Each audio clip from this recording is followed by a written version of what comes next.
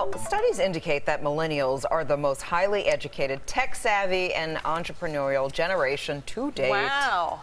And they're also the most diverse and are dealing with unique financial problems. Fox 5's Allison Morris is joining us now to break it all down. Hello. Hey, Hi, guys. Yeah, this is a very unique generation. And I just want to say, for starters, full disclosure, I am not a millennial, but I am married to one. There have been so many reports on millennials, but they tend to talk about the same thing, that this is a tech-dependent, selfie generation that wants a trophy for anything. And while some of that may be true, it is just part of their story. This generation of young professionals is about to inherit a ton of money. They are incredibly purpose-driven, and a lot of them are struggling to get ahead. Good-looking, creative, stylish, bold, and funny. That's how millennials describe themselves in a recent study by Red Peak Branding. But there's a lot more to this massive generation. There are 2.5 billion, so they are an extremely huge cohort with many different variants. Millennials are about to undergo the biggest intergenerational transfer of wealth in human history. They stand to inherit $41 trillion over the next 40 years. James Fox's company advises some big banks on how to better understand Generation Y and their financial habits. They are, on the whole, very socially responsible, entrepreneurial, and are interested in brands. But they're also struggling to find and keep jobs in an economy with stagnant wage growth.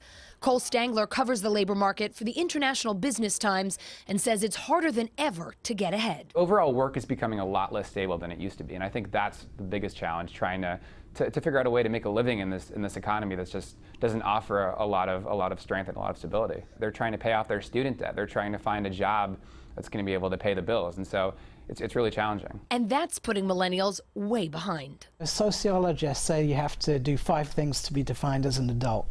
You have to finish school, leave home, get a job, get married, and have a baby. In 1960, 77% of all people had done that by the age of 30. In 2010, that number is down to 13%. And that has huge financial implications. Lena Rizkala is a retirement strategist at JP Morgan Asset Management. Their latest report, The Millennials, shows just how detrimental it can be to delay saving till your 30s. In a good situation, if everything works out perfectly, you graduate college, you start saving at age 25, you start saving in an employer plan if you have access to it, you've got the employer match, you're saving outside, Social Security doesn't change, inflation, the market doesn't really change. You could save about 4 to 9% in your tax-deferred account and probably do well in retirement. Wait till your 30s or 40s and you'll need to save a whole lot more. We think that the best retirement savings rate is about 15%. Half of millennials don't even have access to an employer-funded retirement plan. And what's worse, this generation is less likely than others to invest on their own. 50% of millennials actually have their savings in cash, versus about 20% of all generations.